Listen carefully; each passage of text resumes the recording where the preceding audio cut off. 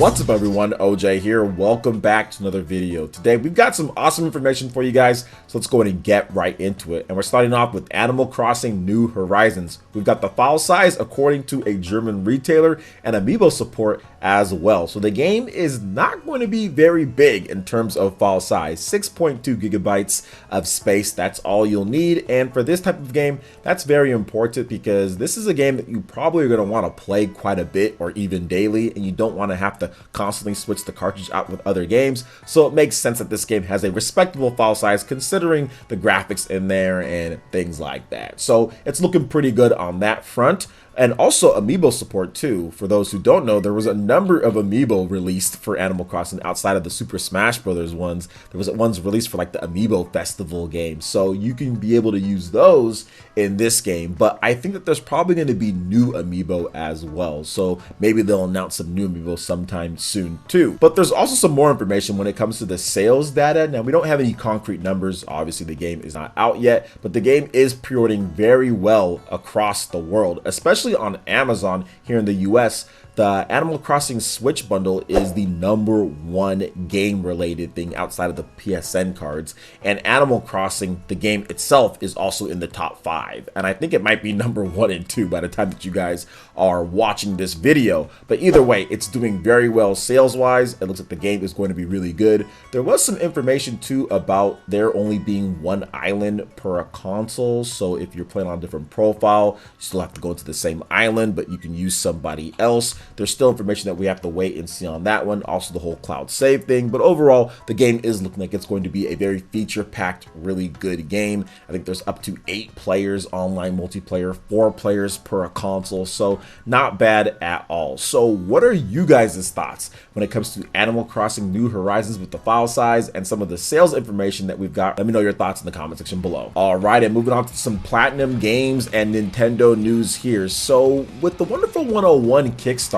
going over to other systems, right? You have the PlayStation 4, then you also have the PC. Many have wondered, well, what about a game like Astral Chain? Could that end up on different platforms? Well, it seems like not so fast. The Wonderful 101 seems to be a really exclusive type of case, very unique, and games like Astral Chain that are considered a big success probably aren't going to be over, according to a brand new interview from Atsushi Inaba from Platinum Games and VGC. So here's what he had to say in full. In the case of Astral Chain, it's an IP that's owned half by Platinum and half by Nintendo. So right now it just came out and it's too early to say.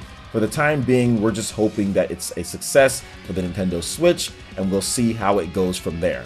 Ultimately, it's Nintendo's call, not ours. They own the publishing rights to Astral Chain, so we really have no say in that matter.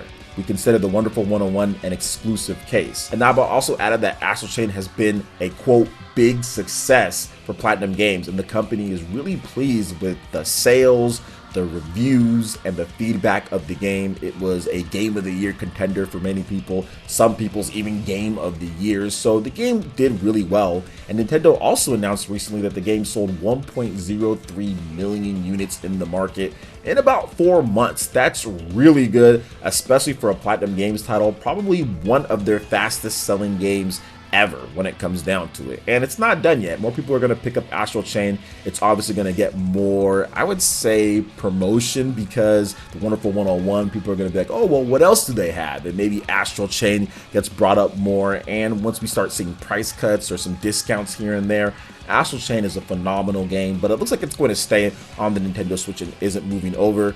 Nintendo made a ton of money on that game, right? They were selling those for 60 bucks a pop when it comes down to it. And it sold really well to sell $1 million for that type of action game on the Nintendo Switch with the stacked lineup that the Switch had in 2019.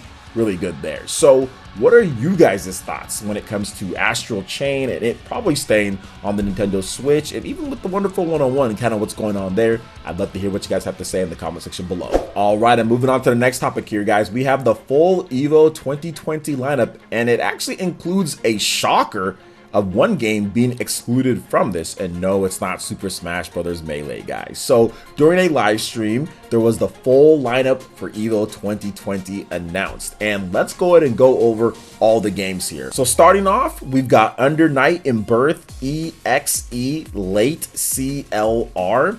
Next up is Super Smash Bros. Ultimate, coming back once again. Dragon Ball FighterZ. Once again, Dragon Ball FighterZ is making it back to EVO. I think that's the 3rd year for this game. Tekken 7.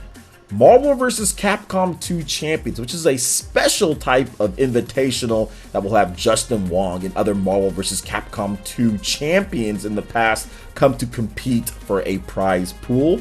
Street Fighter V Championship Edition, Soul Calibur 6, Grand Blue Fantasy Versus, that is a first timer on the chart here, brand new game that's coming out pretty soon here, and Samurai Showdown, that makes its return from last year. So the big exclusion and the controversy is no NetherRealm game, no Mortal Kombat, no Injustice, nothing from NetherRealm. This is the first time, I think since 2010, that we haven't seen some type of NetherRealm game at EVO. And last year, Mortal Kombat 11 did extremely well, and the game itself is more popular in terms of sales than all these other games, I think with the exception of Super Smash Bros. Ultimate. It's pretty much sold more than any of these other ones.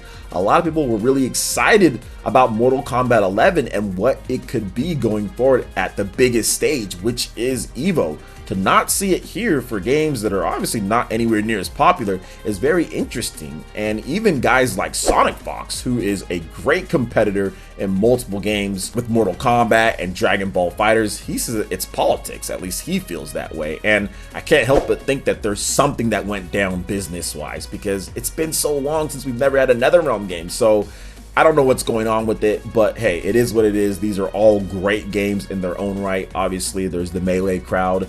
But we'll see what happens next year. It is the 20th anniversary of Super Smash Bros. Melee, so maybe it gets in like a Champions type of thing, like Marvel vs. Capcom 2 or something like that. So what are you guys' thoughts on the EVO 2020 lineup? I'd love to hear what you guys have to say in the comment section below, and what are you guys most excited for when it comes to the finals? All right, and moving on to the next topic, we've got a brand new game announcement for the Nintendo Switch, and that is Saints Row 4 Re-Elected. It's been officially confirmed. We've got a brand new trailer for you guys, or the debut trailer for the Switch version of the game. We also have a release date. The game is coming on March 27th, and all the DLC is packed right in there. So this is another open world game. The Nintendo Switch doesn't have too many of these GTA style do whatever you want open world games.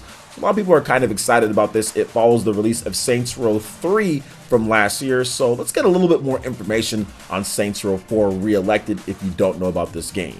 Live the ultimate power fantasy as you go from President of the United States to simulation superhero all over Steelport to save humanity from the total destruction brought on by charismatic alien Zinnak and his army of Zin.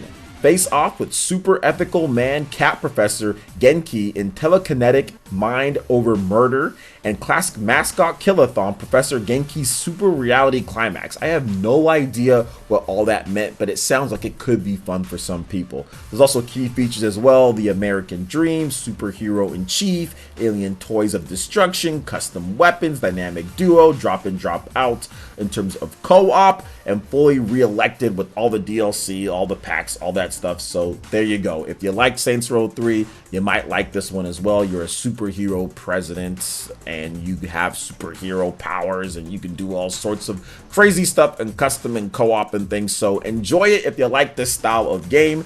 And since we don't have games like Grand Theft Auto on the Nintendo Switch, a lot of gamers might opt for something like this. So what are you guys' thoughts on Saints Row 4 Re-Elected coming to Nintendo Switch on March 27th? Let me know in the comment section below. All right, and moving on to the final topic here. Ty the Tasmanian Tiger has an official launch date for the Nintendo Switch. So Chrome Studios did run a Kickstarter for this classic franchise that I remember back in the day and just remember forgetting it. But you know what? It's back on the Nintendo Switch. It's a re-release of the game, and it's coming out first for the Switch, and it's coming out the PS4 and Xbox One and other platforms at a later time. It's launching on March 31st, and you're this dude that like throws like boomerangs. You're a Tasmanian tiger, obviously, right? And you've got boomerangs. You're throwing stuff around. You know, it is a re-release of that old game with new graphics and everything like that, and I'm all down for it.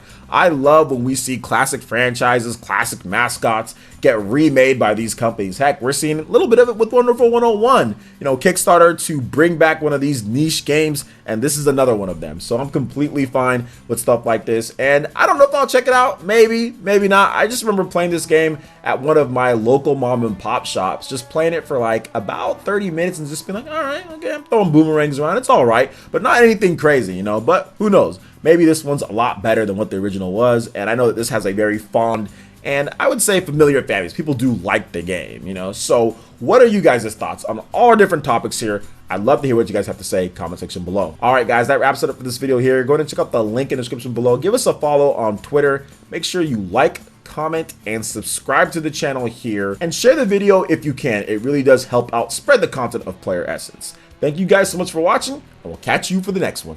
Peace.